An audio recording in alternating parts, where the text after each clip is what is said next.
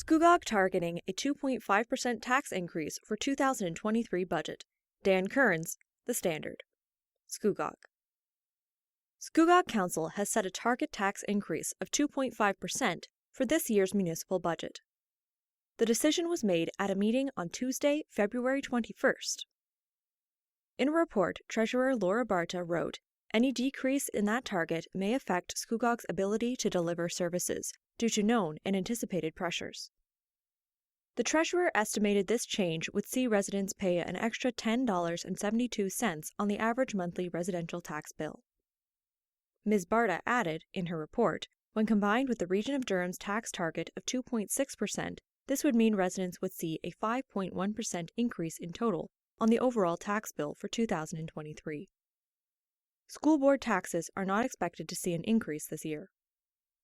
CAO Ken Nix explained to councillors this year's operating budget has been affected by external pressures beyond the control of the council, such as rising inflation and regulatory and legislative changes. "It is a tight budget, considering the pressures we are facing," Mr. Nix said. Regional Councillor Ian McDougall questioned if the township has looked at switching its vehicle fleet over to electric vehicles to mitigate the rising cost of fuel. "It is something we do consider. At this point, we have found for most of our larger vehicles, the electric options are not suitable at this time. They don't have enough range, but they will continue to evolve and we will continue to evaluate them," Carol Coleman, Scugog's Director of Public Works and Infrastructure Services, responded. Kawartha Lakes stressing responsible development to provincial officials. Dan Kearns, The Standard. Kawartha Lakes. The City of Kawartha Lakes Council is sending a message to the Province of Ontario that they want responsible development. At a meeting on Tuesday, February 21st, councillors approved a memorandum from Mayor Doug Elmsley, which advised the Ministry of Municipal Affairs and Housing that the City of Kawartha Lakes Council does not support or endorse any further MZO Minister's zoning order requests or amendments for additional or new residential development outside of established urban settlement boundaries. The memorandum also called for this position to be revisited following the conclusion of the city's growth management study and associated master servicing and transportation plans, and when the provincial approval of revised growth allocations for Kawartha Lakes to 2051 is granted. An MZO is a tool developers can apply for from the Ministry of Municipal Affairs and Housing to fast-track development approvals and bypass some usual municipal procedures. Zoning orders can be used to protect the provincial interest or to help overcome potential barriers or delays to critical projects. If there is a conflict between a minister's zoning order and a municipal bylaw, the minister's zoning order, MZO, prevails, the Ontario government website explains. In his memorandum, Mayor Elmsley wrote, "The direction of growth and settlement area expansion is being prescribed by landowners rather than through a council-led process, and the province has not adjusted their own forecasted growth rate for Kawartha Lakes to justify this excess of housing supply." The mayor further explained the rationale behind his memorandum at the meeting. "It's not that we're anti-development or anti-MZO. What we are saying is we want responsible development. We want to move forward in a way that we develop, so all the infrastructure and all the necessary things are there to support that growth as it happens." As an example, Mayor Elmsley said Ross Memorial Hospital needs to be prepared to handle a future increase in residents. Ward 2 Councillor Pat Warren supported the memorandum. "I am moving this resolution because it is the right thing to do. We don't have the capacity on many levels to see this type of growth until we have a clear path forward," she said. Ward 5 Councillor Eric Smeaton stressed this isn't a signal Kawartha Lakes is off limits for development in the near future. "We're not just saying no to a developer when they come to us with Scenario A. We are saying to all developers, we have a growth management strategy you will participate in if you'd like to develop here. We guarantee that we have the capacity for anyone who wishes to develop here." Ward 8 Councillor Tracy Richardson explained this memorandum is about taking a step back and making sure we have everything in place moving forward. "We are protecting the residents who are here now, and we are protecting the residents of the future," she added. Traffic signal changes in Uxbridge. Courtney McClure, The Standard. Uxbridge. In support of the Road Safety Action Plan, Durham Vision Zero, the Region of Durham will change some traffic signals in Uxbridge. These changes were made on February 16th at the intersection of Brock and Toronto Street. The township fully supports the Vision Zero project from the region of Durham, which aims to create safer roads for drivers, pedestrians, and cyclists, said Uxbridge's Mayor Dave Barton. We had to find a compromise, said Mayor Barton. I heard from residents who feel the delay is too long when driving through town, and from residents who now feel safer crossing the roads, particularly with children and strollers. That is a busy intersection, with lots of volume and trucks, and we have had a couple of incidents where pedestrians had close calls. We wanted to make it safer for pedestrians before someone got hurt.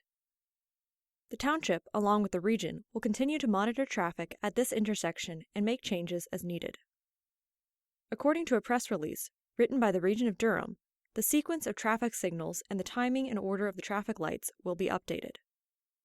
This will separate the pedestrians crossing on the south side of the intersection from the westbound left turning lane and its vehicles. This also applies to the pedestrians crossing on the north side from the eastbound left turning lane. While this change has increased wait times for vehicles and pedestrians at the intersection, the expected safety benefits for pedestrians outweigh the slight delay, explained Mr. Kemp. This change has been implemented as a pilot, with benefits and impacts being closely monitored. According to Steve Kemp, manager of traffic engineering and operations at the region of Durham, now pedestrians can cross in an east-west direction on the north and south side crosswalks without interrupting vehicles turning left. This change aims to increase safety for pedestrians crossing at this intersection, wrote the region. To learn more about Durham Vision Zero, please visit durham.ca/Vision Zero. To thine own self be true. This above all to thine own self be true. And it must follow as the night the day, thou canst not be false to any man. This is from William Shakespeare's Hamlet, Act 1, Scene 3, line 84 to 86, spoken by the character Polonius to Laertes, who was struggling with indecision. It's a great quote, impregnated with so much wisdom. Yet a person can't be true to themselves until they know themselves. You'd think we've lived with ourselves all our lives, so naturally we must know ourselves by now. Ironically, what's true is, we only have an impression from our experiences as to who we are. These experiences have not only informed us as to how we respond through their feedback loops, but the scars left from them have complicated and clouded the image of ourselves along the way. So our responses become less about our true self and more about the influences upon our lives conditioning us to think in contaminated manners. This world is filled with fetters competing for ourselves. What we all desire is an ongoing, unfettered, clear response in life. Of ourselves, this is impossible, as in every effort with which we attempt to achieve this, we complicate our clarity by handling it with these stained hands, spreading the contamination to everything we handle in our thoughts. Consequently, it follows we can't know ourselves to be true to it.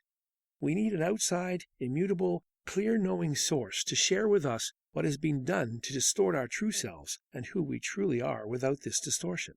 Someone who has a record of our life's design before the distortion took place. It follows naturally, logically, God is the one with that record, and the only one who can infuse our lives with our original design. What remains is the ability to prevent that design from becoming distorted again.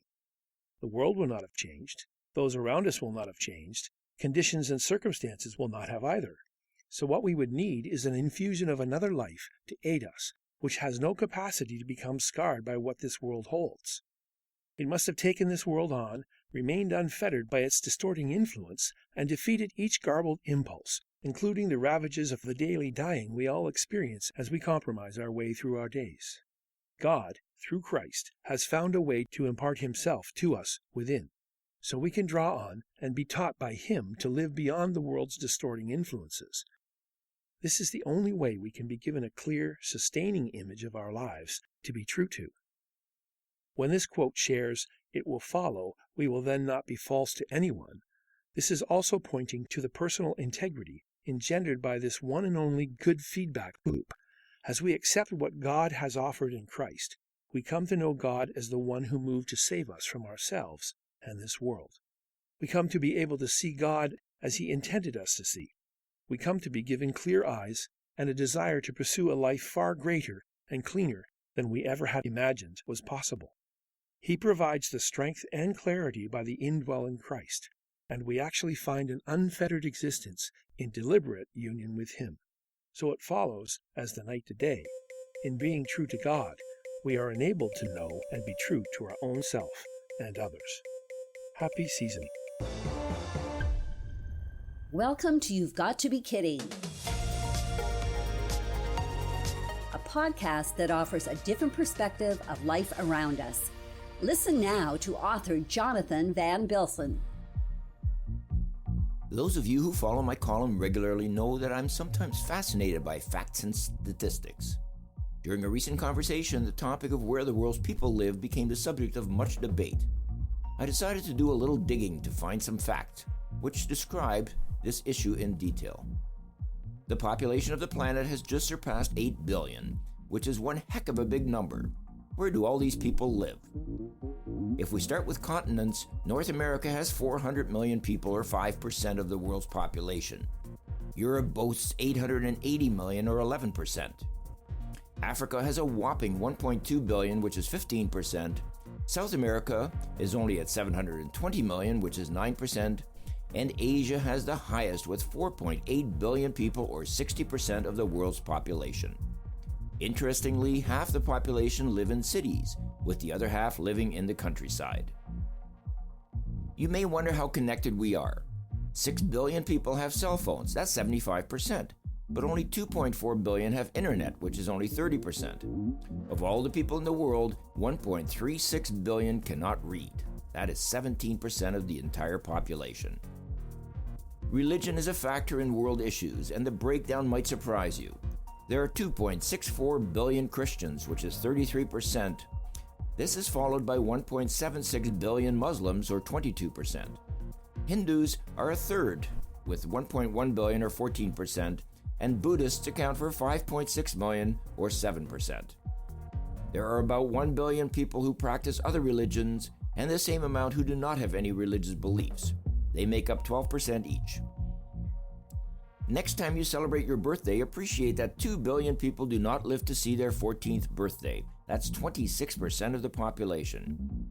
5 billion people die between the ages of 15 and 64, which is 66%. If you're collecting Canada Pension, be grateful, as there are only 640 million people living past the age of 65, which is 8% of the population. And that means nearly 7.4 billion people die before they reach the age of 65. That is 92% of all people on the planet. Most of the people we know have the opportunity to eat full meals, drink clean water, have mobile phones, surf the internet, and have attended post-secondary education. Sadly, less than 550 million, or 7% of the people, can say that is the case. It doesn't hurt to stop every now and then, look around at what you have, and realize how much more we have than most of the world's population. I'm Jonathan van Bilsen, and this is You've Got to Be Kidding. Perceived Beauty Can Lead Us Down the Garden Path by Tina Y. Gerber-McCurley. With spring just around the corner, I want to be healthy and happy so I continue following God's Word. I live with gratitude, appreciating and using what I already own. I know God provides me with what I need, but sometimes I may not realize this, and so may not want it. I have been happily and methodically decluttering our home over the last 2 years, and have noted a sense of relief with less stuff. The world will tell us we need to buy this and that to make us happy, which many believe to be true. I'm not a typical hoarder, but I did love my stuff, whether it was saving my kids' artwork, toys, books, and clothing. However, why had I saved every bill in the last 20 years? My mother was an organized hoarder, like I am now. She kept expired food, just in case, along with every bolt, nut, and screw she ever found. I understand she was from that era of keeping and saving everything, but it can get to the point where the clutter in your home makes it unsafe, and moving around puts a senior at risk of falling and severe injury. The unsanitary living conditions, growth of possible mold, and stacks of newspapers and magazines will also put the elderly at risk. diagnosing a hoarding disorder can be a difficult task. Saving some items for reuse may not be a problem, but hoarding can also indicate an underlying problem in seniors, or in anyone for that matter. Hoarding can be a way of holding on to the past or maintaining a sense of control, which can worsen over time, becoming driven. A hoarder has difficulty letting go of personal possessions, regardless of their value. The distress of letting anything go can send them into a tailspin. Often, we tend to hoard items which we compulsively buy but do not use and which have little benefit for daily living. These items can also interfere with daily relationships, and the consequences can be emotional, physical, or financial. Hoarding may also cause loneliness and social isolation from and for your loved ones. If you believe your elderly parent or family member is a hoarder, avoid shaming them because hoarding is a mental and emotional condition, not a physical one. Talk to your doctor or to mental health professionals to get the required help needed to battle this condition. Remember, untangling someone from hoarding is a slow process, but with guidance and help, you can be successful in overcoming hoarding behaviors and help yourself or a loved one maintain a healthy and happy space. Happy spring! You've Got to Be Kidding was presented by X4 Media with permission from the Standard Media Group. We endeavor to make all information contained in this program as accurate as possible at production time. X4 Media and the Standard Media Group are not responsible for any liabilities resulting from information contained in this program. For more information, please visit x4media.ca.